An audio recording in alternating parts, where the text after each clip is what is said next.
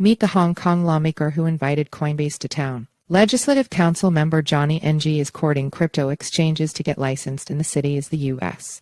drives digital asset firms offshore. Hong Kong was once a crypto hotspot, home to initial coin offerings and exchanges galore, before regulators began knocking on doors and talking about banning retail investment, which scared most industry participants away to other jurisdictions. Johnny Ng is working to bring them back, with inadvertent help from U.S. regulators. A member of the city's Legislative Council, LegCo, Ng sent a viral tweet last month inviting crypto exchanges globally, and Coinbase specifically, to apply for a license in Hong Kong. 4 days earlier, Coinbase had been sued by the U.S. Securities and Exchange Commission (SEC), so it was plausible to think the company was looking for a new home. Elected to LegCo last year, Ng has arguably become the de facto head of the legislature's crypto caucus. He has lobbied Hong Kong Chief Executive John Lee to support digital assets in a high-profile way. This year, Lee gave a speech at the inauguration of the Institute of Web 3.0 Hong Kong. It was a big deal, given Hong Kong's former status as a crypto hub. His efforts come at a time when an increasingly inhospitable U.S.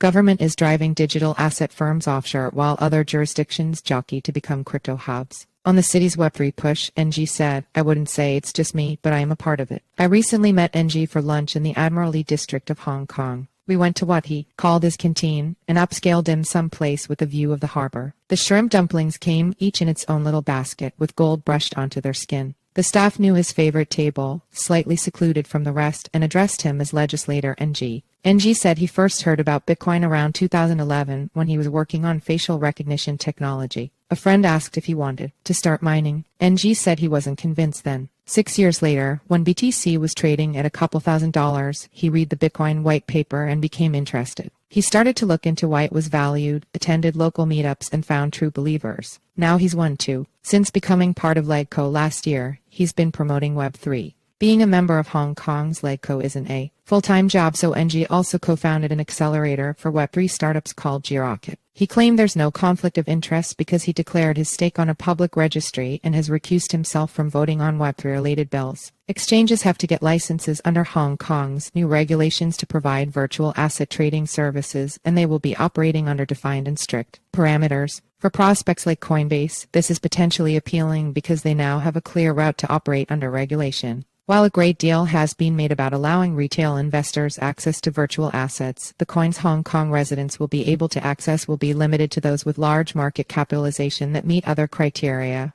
including having a 12-month track record and being included in 2 indices that meet the regulators' guidelines. The most common question Ng has fielded from licensed players is whether they can list more types of coins, but he said there will need to be meaningful volume first, and Hong Kong is taking it step by step. So far, only OSL and HashKey Group have Type 1 and 7 licenses under the previous opt-in regime, which means their applications for a license under the new regime should be smooth. When I said to Ng that at least one of those 2 isn't profitable, Ng said you can't judge the licensing regime from the first 2 platforms that come under it. To be honest, he said, no one knows what they're doing. They're not very into this, they just got the license first. Only larger players may be able to get licenses. He said given the requirements for capital, hiring of responsible officers, and experience, bigger exchanges are more stable, Ng said, though he hedged by saying there's no certainty. Even the biggest can fall. Ng is quick to say that Hong Kong isn't a country, it's just an administrative region of mainland China. But he said the one country, 2 systems model allows Hong Kong to do things which suit it. In the previous government under former Chief Executive Carrie Lam, the opposition made passing laws a mess because they kept filibustering, Ng said.